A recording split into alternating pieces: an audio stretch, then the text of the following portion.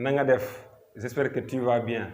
Bienvenue dans l'Afrique Débriefing qui soulève et commente les actualités indispensables du continent africain du lundi au dimanche. On commence au Niger. La pression s'accentue sur les putschistes qui ont pris le pouvoir à Niamey depuis le 26 juillet.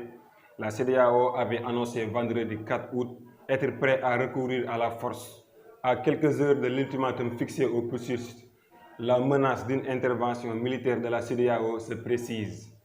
De leur côté, les putschistes ont promis une riposte immédiate à toute agression. Cependant, cette décision de la CEDEAO a provoqué une divergence à son sein. La Côte d'Ivoire et le Sénégal se disent être prêts pour envoyer leurs soldats. Ils doivent y aller pour deux raisons. La première, c'est que nous sommes dans une organisation communautaire qui en a décidé ainsi. La deuxième, c'est que la conviction du Sénégal, c'est qu'il faut arrêter ces coups d'État. Par contre, le Burkina et le Mali, dirigés par des militaires, ont mis en garde lundi contre toute intervention militaire au Niger. Avertissent que toute intervention militaire contre le Niger s'assimilerait à une déclaration de guerre contre le Burkina Faso et le Mali. De même que le Comité national de rassemblement pour le développement CNRD de la République de Guinée rejette les sanctions et met également en garde contre les conséquences d'une intervention militaire au Niger.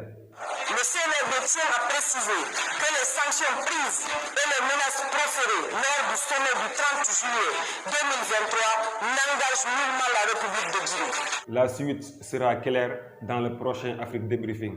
Alors, abonnez pour ne rien louper. Au Sénégal, un parti politique de l'opposition a été dissous. Le 31 juillet, par décret, a annoncé le ministre de l'Intérieur Antoine Félix Diome. Il s'agit du parti Les Patriotes du Sénégal pour le travail, l'éthique et la fraternité PASTEF, dirigé par Ousmane Sonko. Cela est survenu quelques heures après l'inculpation et le placement sous mandat de dépôt du leader de PASTEF par un juge d'instruction pour plusieurs chefs d'inculpation, à savoir appel à l'insurrection, association de malfaiteurs, atteinte à la sûreté de l'État. Pour rappel, le PASTEF a été créé en janvier 2014 par Sonko, alors agent des impôts et domaines.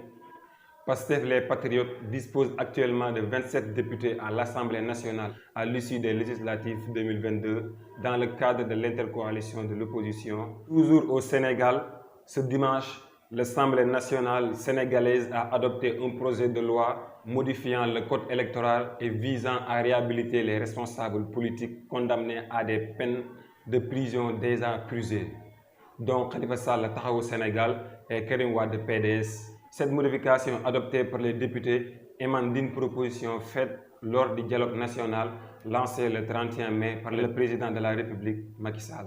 Le parti de l'opposant Ousmane Sonko ont quitté l'hémicycle en guise de protestation contre l'arrestation de cette dernière et la dissolution de sa formation politique. Au Rwanda, Nigeria a remporté la finale de l'Afrobasket face au Sénégal. L'équipe nationale féminine du Sénégal a concédé une défaite en finale de l'Afrobasket au Rwanda, s'inclinant en pleine résistance, un revers qui met fin au rêve des Lions de reconquérir un titre qui leur fut depuis 2015.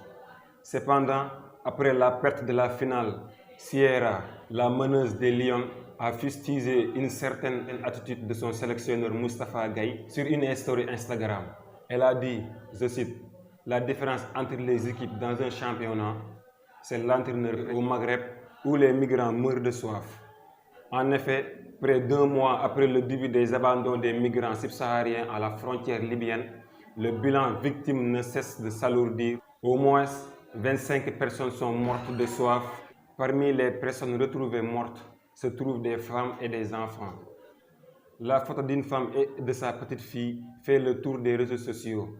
La mère Fatih, 30 ans, et sa fille Marie, 6 ans, sont mortes de soif après leur abandon à cet endroit par les autorités tunisiennes.